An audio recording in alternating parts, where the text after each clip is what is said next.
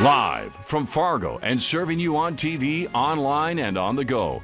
This is Valley News Live at 6. We begin tonight with new information on the death of a man surrounding a lawnmower accident. We're still awaiting to find out what the man's name is, but authorities say that the investigation is continuing and they are notifying relatives. Police were called to a rural home near Hawley just before 2 this afternoon. Emergency crews found the man next to the lawnmower. His body is being taken to the Ramsey County Medical Examiner's office for an autopsy. No foul play is suspected.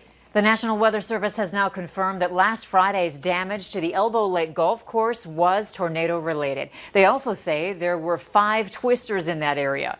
Let's get more from Hutch on that and your first alert forecast. Hutch? Andrea, thank you so much. It was a busy night in Grant County, one of our smaller counties, but as those storms fired off, indeed 5 tornadoes were noted. Now, the first 3 really caused damage just to some fields in EF 065 miles per hour, not far from the Charlottesville area. It moved off to the east, only on the ground for a half of a mile.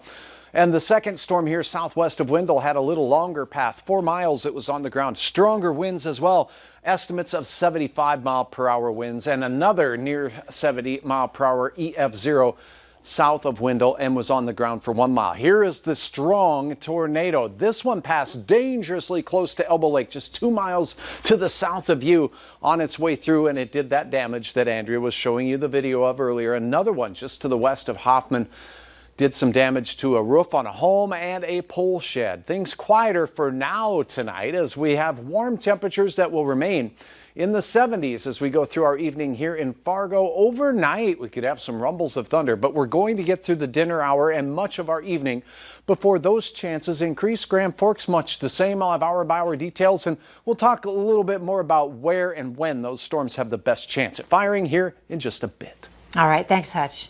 A home was hit by gunfire in Breckenridge early this morning. Police say it happened around 3:30 this morning in the area of Tower Way and Simers Court.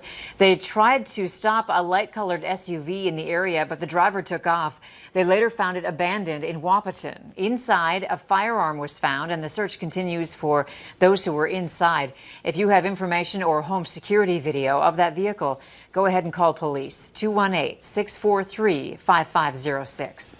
Authorities are still looking for a man they say is armed and dangerous. He was involved in a shootout that landed 1 person in jail. It happened in Bemidji, where police were called to the Ridgeway Apartments around 11:30 last night for reports of gunshots. They found that people were arguing outside an apartment before the shooting started. Authorities took a shotgun from someone on scene. 25-year-old Michael Finnaday was arrested for multiple charges. 1 person was with a handgun, got away from authorities. 3 people are in jail suspected of trying to break into a storage unit. At around 3:20 this morning, a deputy was patrolling in the 1700 block of Heartland Avenue in Castleton. The deputy saw 2 men trying to break into a storage unit, and they ran once they saw the deputy. Then deputies found a vehicle in a different storage unit nearby and found Allison Nelson in that vehicle. She was taken into custody. Deputies later found and arrested 2 men, Ryan Wentz and Matthew Logan. 1 man's in jail accused of hitting another man. Police and an ambulance went to the home around midnight in the 300 block of 5th Avenue Southwest in Jamestown. A man was found unconscious near the back entrance as was flown to a Fargo hospital with serious life-threatening injuries. They found Corey Almclaw hiding in a closet along with a blunt object in the backyard which was used in the assault.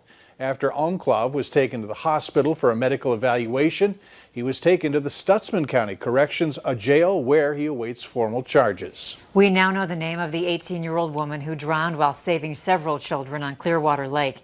Authorities identified her as Raina Neeland of Bagley. A report of a drowning came in yesterday afternoon near the Clearwater Dam. According to witnesses, some children were swimming near the dam when some of them were caught in turbulent water coming over the dam. An 8-year-old girl was initially unresponsive when she was pulled out, but people nearby were able to resuscitate her. Witnesses say Neeland was in the water for about 10 minutes and was unresponsive when she was pulled out.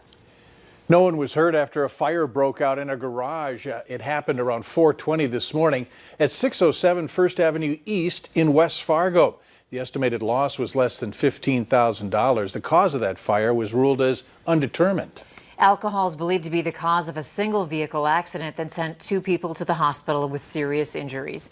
The driver and his passenger were heading north on Highway 6 in Itasca County last night when the truck started to drift to the right. The driver overcorrected and the truck went into the west ditch and rolled.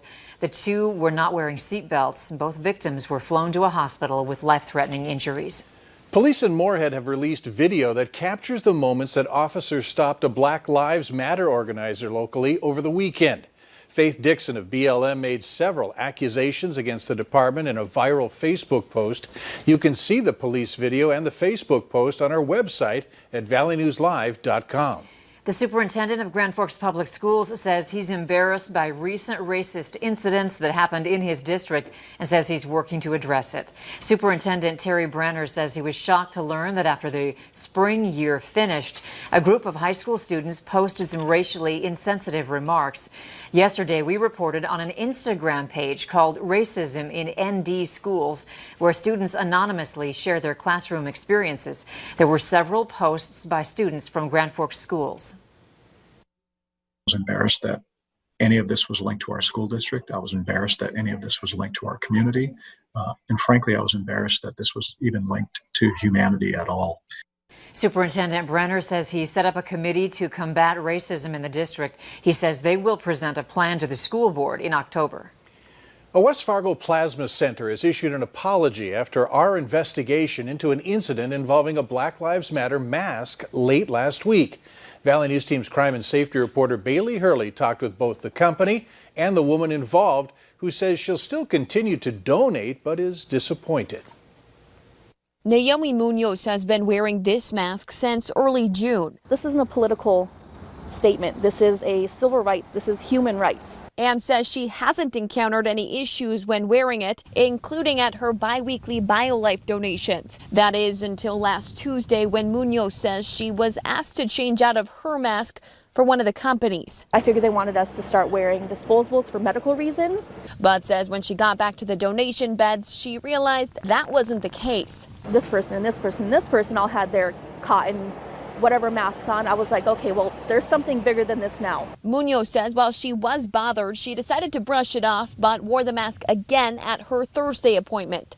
I don't have a swastika on there. I'm not spewing any hate crime. She says she was nearing the end of her plasma donation when a staff member approached her. And she holds out some tongs and she goes, we need to ask you to change your mask. And I had a feeling that, I thought everything was okay. I was like, well, is it because of what it says? Yes. So I said, if I were to wear a shirt saying the same thing, would I be allowed to donate? No.